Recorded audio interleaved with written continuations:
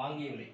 அதாவது 3 முட்டைய அவர் 5 ரூபாய்க்கு அப்படின்னு சொல்லி ஒரு அமௌண்ட் ஆஃப் முட்டை வந்து வாங்குறாரு. ஓகேங்களா? அது நமக்கு எவ்வளவு வாங்குறாருன்றது தெரியல. செல்லிங் பிரைஸை பொறுத்த மட்டும், அதாவது அவர் 3 முட்டையை 5 ரூபாய்க்கு வாங்கி 5 முட்டைய 12 ரூபாய்க்கு அப்படின்னு சொல்லி விற்கிறாரு. ஓகேங்களா? இப்படி அவர் வாங்கி விற்றதுனால அவருக்கு மொத்தமா 143 ரூபா லாபம் கிடைச்சிருக்கு. அப்படின்னா அவர் எத்தனை முட்டைகள் வாங்கினாரு அப்படின்றதான் கொஸ்டின். அப்ப நமக்கு அவர் எத்தனை முட்டைகள் வாங்கினார்ன்றது தெரியாது. அதை நம்ம எக்ஸ்னு வச்சுப்போம். இப்ப ஃபர்ஸ்ட் ஒரு முட்டைக்கான வாங்கிய விலை காஸ்ட் பிரைஸ் என்ன அப்படின்னு பார்த்தோம் அப்படின்னா 5/3. ஓகேங்களா? அவர் எத்தனை முட்டை வாங்கினாருன்றது தெரியல. அதை நம்ம எக்ஸ்னு வச்சுக்கிட்டோம் அப்படின்னா அப்ப ஒரு முட்டை 5/3 அப்படின்னா அவர் எக்ஸ் முட்டை வாங்கினாரு அப்படின்னா 5x/3 அப்படிங்கிறது தான் எனது காஸ்ட் பிரைஸ் அப்படிங்கிறது. அடுத்து அவர் விற்ற விலை 5 முட்டை 12 ரூபாய்க்கு விற்றாரு அப்படின்னா ஒரு முட்டையுடைய விற்ற விலை என்னது 12/5.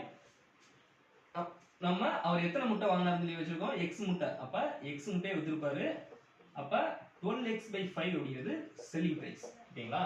அப்ப selling price minus cost price is equal to அவர் டோட்டலா எவ்வளவு லாபம் பெற்றிருக்காரு 143 ரூபா லாபம் பெற்றிருக்காரு. ஓகேங்களா? டோட்டலா அவர் 143 ரூபா.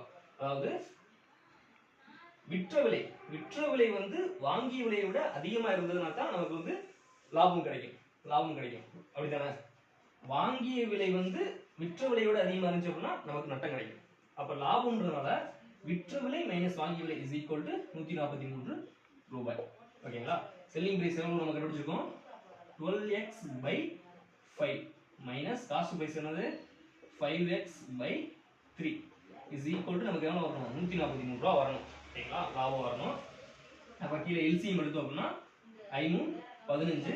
அப்ப இங்க 15 வரும்னா கீழே மேலையும் 3ஆல மல்டிப்ளை பண்ணுவோம். அப்ப 1 12 2 24 3 36x மைனஸ் இங்க 3×5 அப்ப 5×25x is equal to 143.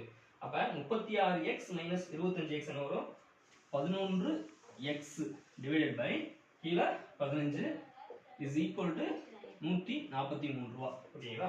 இப்ப x மட்டும் நம்ம இந்த பக்கம் வச்சுக்கிட்டு மீதத்தை நம்ம ஈக்குவல் டு அந்த பக்கம் கொண்டு போனோம் அப்படின்னா 11/15 அப்படிங்கிறது 15/11 அப்படின்னு நமக்கு கிடைக்கும். இதை நம்ம சிம்பிளிஃபை பண்ணோம் அப்படின்னா 1 11 11 ரிமைனிங் 3 33 3 11 33. அப்ப 13